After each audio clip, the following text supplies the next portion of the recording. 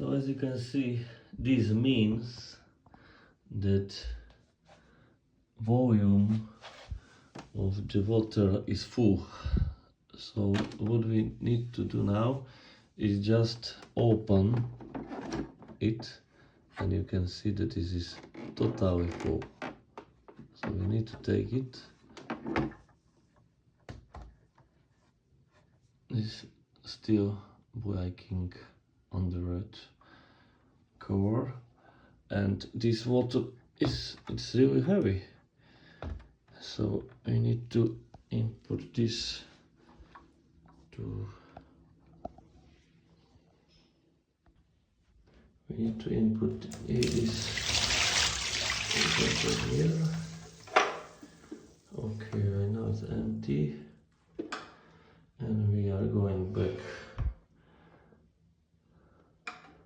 Move it back, and then the machine will be continue in the normal condition. So now it is empty, and I'm going to input it back. So like this, and okay, and now it's can do it and working continue.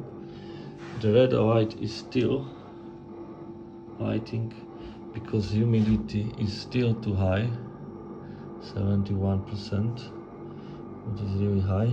And the reason why is it so high are these stresses in the room.